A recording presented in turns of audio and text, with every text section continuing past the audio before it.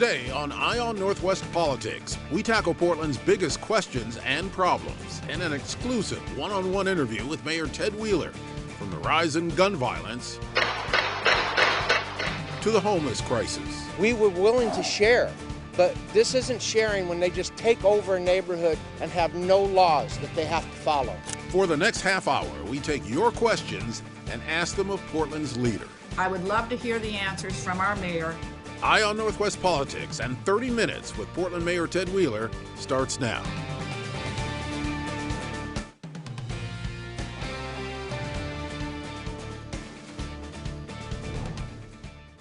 Thanks for joining us. This is Eye on Northwest Politics. I'm Ken Boddy. First, just before we tape this program, we got news that former New York Times columnist Nicholas Kristof's bid for Oregon governor may be over. The Oregon Elections Division rejected his filing because it says Kristof does not meet the residency requirements to run. He does plan to appeal the decision. We'll have more at the end of this program. And Tina Kotek says she's stepping down as Oregon House Speaker. She is vacating the seat also to run for governor. Now to our interview with Mayor Ted Wheeler, 53rd mayor of Portland, elected for a second term in 2020. A sixth-generation Oregonian, he's a descendant of Coleman Wheeler, for whom the north coastal town of Wheeler is named. Before being elected Portland mayor, Ted Wheeler served 6 years as state treasurer and also was the Multnomah County Commission chair. Mayor Wheeler, thanks for being here with us on Eye on Northwest Politics. Thanks, Ken. Appreciate being here. Well, Mayor Wheeler, I've been here for 40 years, and over that period of time, I have never heard the level of frustration with the state of the city that I'm hearing on the streets right now. What do you say to people who say that they don't feel the sense of urgency that's required coming out of City Hall? Well, first of all, I want to say this. I absolutely understand and empathize with people's frustration and their anger, and I understand why they're concerned about the future of this city. But by the same token, I also want to make it clear, this city council is unified around our top priorities: homelessness, public safety, economic recovery, and livability, picking up the litter, abating graffiti, and issues like that. And we've made significant investments in new programs, as well as established programs in each one of those areas. We're starting to see good results. And my bottom line message for today is as we enter 2022, we are well positioned to make real progress this year on all of those fronts. So I understand why people are angry and frustrated, but help is on the way. Let's get into some of the specifics here. Portland had a record 90 homicides in 2021. That's nearly quadruple the number from when you took office. The gun violence reduction team was disbanded, and police officers say that they're seriously understaffed. Here's what one Portlander had to say about the level of gun violence. This trauma, man, that's vibrating these young kids, because we as a community waited too long to get in front of it. And every time a shooting happens, somebody dies, that's the potential for a new shooter to be born. Most likely 95% chance that a new shooter is born at that scene. Now, you are the police commissioner. What is the plan to deal with the current level of gun violence in our city?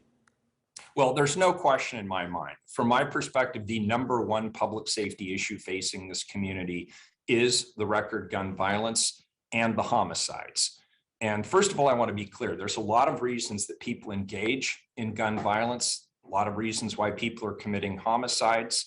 It's everything from gang rivalries to domestic violence, to robberies, to other acts of criminal activity. So no one intervention is going to make a difference. But what I promised the residents of this city over a year ago was that I would create a new unit within the Portland Police Bureau, the focused intervention team, that would focus on the prevention and the intervention around gun violence. We now have 2 lieutenants, 3 sergeants, and 12 officers in their final phases of training. This unit will be deployed. The target date is the 19th of this month. So just a few days from now, we're going to see the focused intervention team through the Portland Police Bureau on the streets. That's also in addition to the enhanced community safety team that I directed be created a year ago. That team is 22 lieutenants, sergeants, and officers who do investigative follow-up to make sure that people who do engage in gun violence are held accountable for those activities. So between those two actions, as well as just hiring more police officers, making sure that we're making investments in the community around education and job training and economic prosperity for family health, I believe all of those will make a substantial difference in 2022. How will the focused intervention team be different from what we saw with the gun violence reduction team? There is a significant difference. There were two very damaging audits that were conducted on the old GVRT, as well as a lot of negative community input, identifying too much, a disproportionate number of stops of young Black men who were not committing any crimes. And that was a significant issue. There was also a lack of transparency and accountability for that unit. So what's different about the focused intervention team is we have a community oversight group that's been impaneled now for the last 6 months. They work alongside the leadership of the Portland Police Bureau around hiring, around retention, around policy, and ultimately will provide data back to the media and the public. And so between these two things, the prevention and the intervention through the Police Bureau, adding on the community oversight piece of this makes this unique in the nation. This will become a national best practice. And I believe with the officers we've just hired for this unit, they're top notch. They're highly motivated. They're going to make a difference. And I predict a year from now, other cities will copy our focused intervention team model with the community oversight piece intact. How can you get in front of this problem in terms of prevention, in terms of getting to the problem before we end up seeing people shot? Well, prevention is really about relationships. It's about knowing who has a beef in the community with whom. It's about breaking the cycle of reciprocation, which is well known when it comes to gun violence, particularly if gangs are involved. If one gang member shoots somebody, typically what will happen is there's a retaliatory shooting and then it spreads like a virus. And so relationships in the community are critically important in knowing who is engaged. Separate from the Police Bureau, we also have our Office of Violence Prevention, who works with Multnomah County, community partners, organizations that work with youth and others to try and help steer youth towards education, towards employment opportunities, and really get them out of the whole cycle of violence. But obviously there's a bigger role here than just the city of Portland. Obviously the schools have to be involved, employment, trainee programs have to be involved. There's a great role for our labor unions who've been involved in this as well. So all of these things have to come to bear. We need to give people better alternatives and better ways to resolve conflict than through gun violence. I recently interviewed Portland Police Association President Sergeant Aaron Schmautz, and here's what he had to say about support from City Hall. We need to lean into these hard conversations about how we best serve our community, and make sure that when things happen, that we're not making decisions that have outsized impacts down the road. What's your take on what he has to say about the consequences of decisions that are made today? Well, I can't disagree with anything Aaron just said. And as an aside, I actually speak to Aaron almost daily. And I've now been mayor for over 5 years, and this is the best level of communication I have ever had with a Portland Police Association president. He seems to be a breath of fresh air. He understands that police are important in our community, but the way we police is also critically important. He seems to have a common sense approach, and I look forward to continuing to partner with him on a whole host of issues. We have thousands of homeless on the streets right now, with tent cities and camps seemingly everywhere, and it's causing other problems. Listen to Portlander Pam Resnick, who weighed in on the impact this is having on communities. As an Oregonian, I have lived and worked in the city for over 30 years. The homeless crisis has never been worse.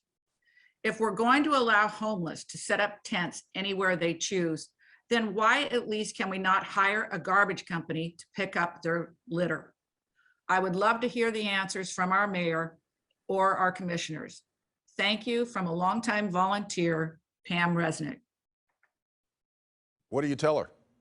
Well, first of all, Pam, I couldn't agree with you more, and I thank you for your years of volunteerism and your engagement, and you're asking an excellent question. Let me roll this back just a little bit and state what may be the obvious, but it needs to be stated anyway, which is that homelessness is a humanitarian catastrophe, and it's terrible and inhumane for people living on the streets, but it's also terrible for everybody else who has to live with the ramifications, whether it's public health, public safety, or environmental hazards caused by unsanctioned homeless camps.